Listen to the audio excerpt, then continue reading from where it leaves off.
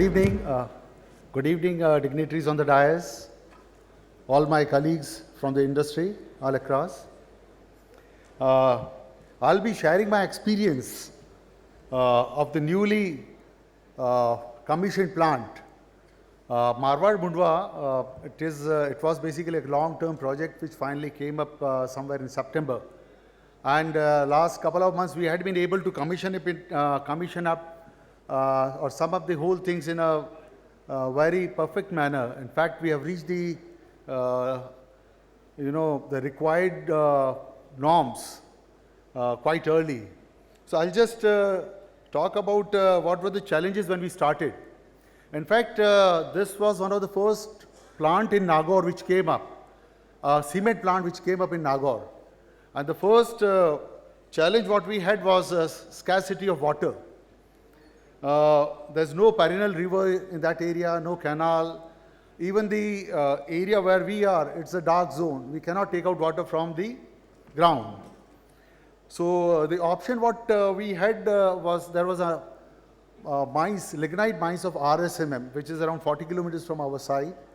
And there the hardness of water is around 2000, say TDS is around say almost 15,000 to 20,000.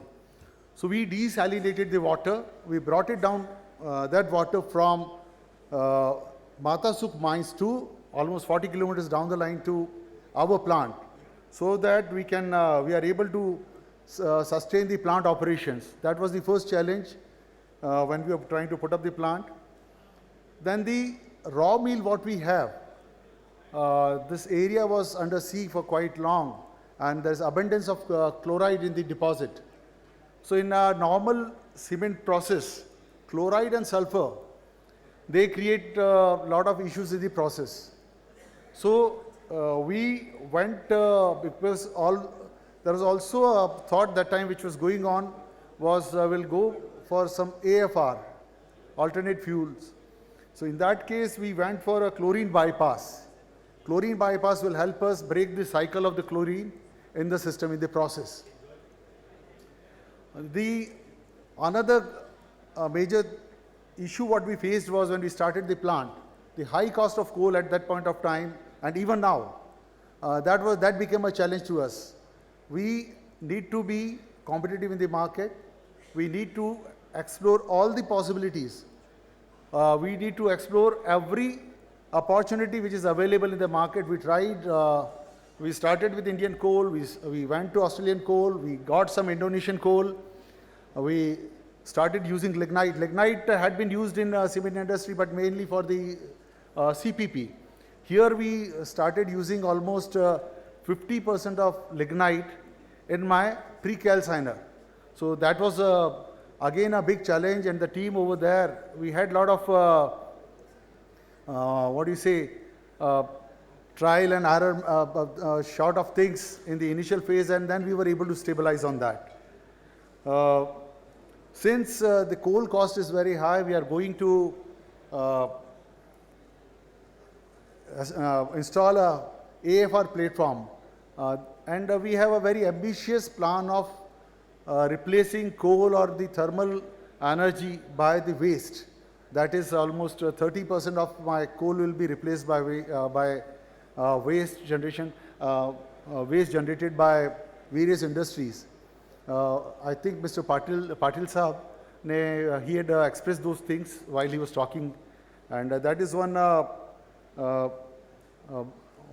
bigger challenge for the country, and a good solution which has come up by the cement industry.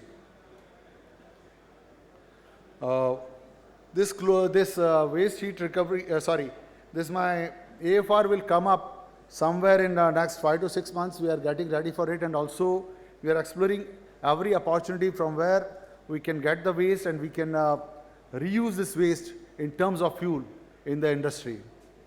And to utilize the thermal energy, whatever we are generating, maybe through coal or maybe through AFR, the biggest opportunity was to encash upon whatever energy we are not able to consume or we are not able to utilize in the cement process.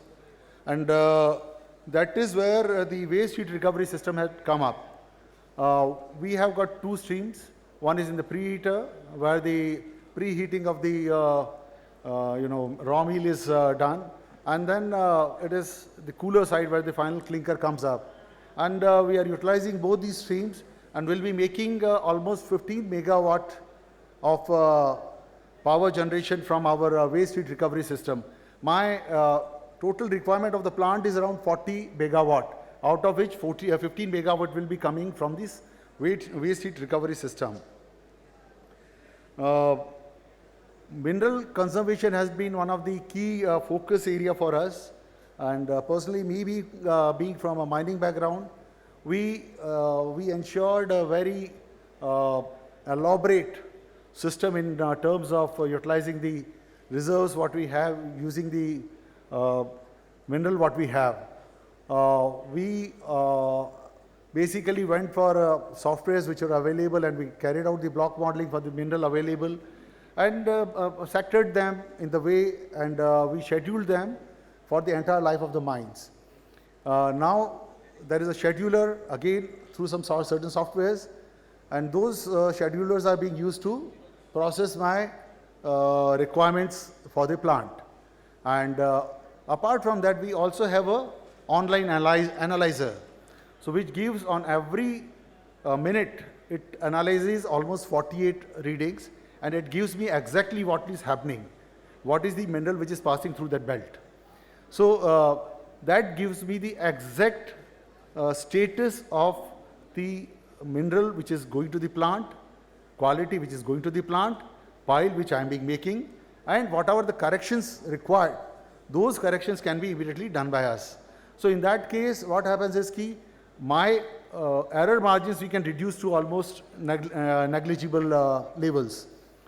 So this is another area where we had been working very in a very focused manner. The next project what we are going to take up in coming days, which is still in a conceived stage, wherein this complete model will be trying to load it through drone, wherein the survey of the area is carried out by the drone, and the specific area from where the mineral is to be extracted, it can be projected by the software. So this is another project what we are coming up in the coming days. So to remain competitive, we'll have to be innovative. We'll have to look for each and every opportunity where we can save some money, get some technology which can help us build upon certain resources. That's all. Thank you. Thanks a lot. So.